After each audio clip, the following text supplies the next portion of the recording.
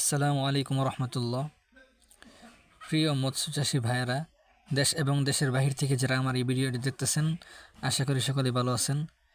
তো আমি আপনাদের সামনে আজকে পাঙ্গাস মাছ সম্পর্কে কিছু গুরুত্বপূর্ণ টিপস দিব।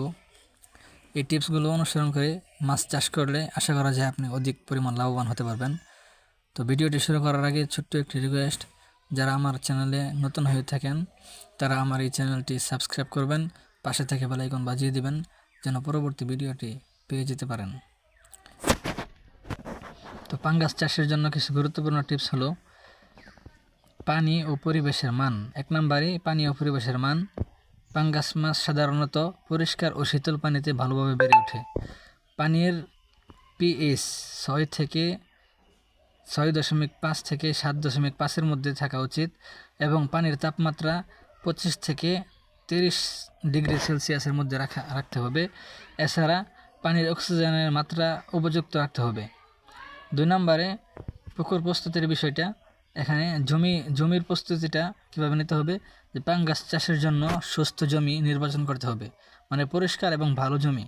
এটি অবশ্যই পানি সঞ্চালনের সুবিধাযুক্ত এবং পর্যাপ্ত গভীরতা থাকা উচিত, কমপক্ষে 1 থেকে 1.5 মিটার। 3 নম্বরে পোনা সংগ্রহ। ভালো মানের পাঙ্গাসের পোনা কিনতে হবে। পোনা নির্বাচন করার সময় তাদের স্বাস্থ্য, চর্মের গুণ, মান এবং আগের খাদ্যের অভ্যাস এগুলো দেখে নিতে হবে। ভালো পোনার দৈহিক গঠন লক্ষ্য রাখতে হবে।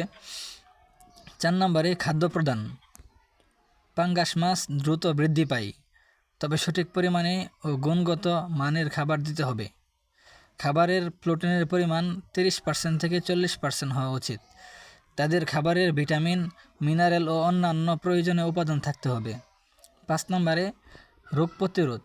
পাঙ্গাস মাছ চাষে বিভিন্ন রোগ হতে পারে, যেমন ব্যাকটেরিয়াল, ভাইরাল ও ফাঙ্গাল সংক্রমণ আরও ইত্যাদি। চর্মের রোগ হতে পারে। মাছের স্বাস্থ্য সুরক্ষিত রাখতে নিয়মিত জল পরীক্ষা এবং মাছের অবস্থা পর্যবেক্ষণ করতে হবে। 6 নম্বর পানির পরিবর্তন।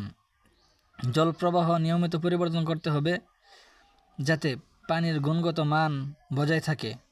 7 নম্বরে মাছের ঘনত্ব।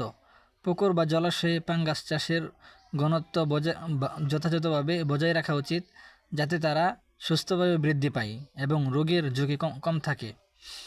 8 নাম্বার বাজার সম্পর্কিত পরিকল্পনা।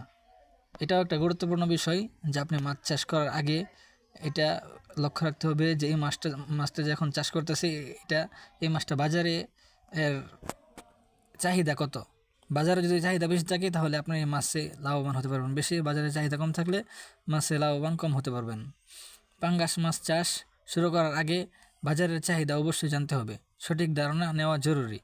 এটি আপনাকে উৎপাদন ও বিক্রি পরিকল্পনা তৈরি করতে সাহায্য করবে।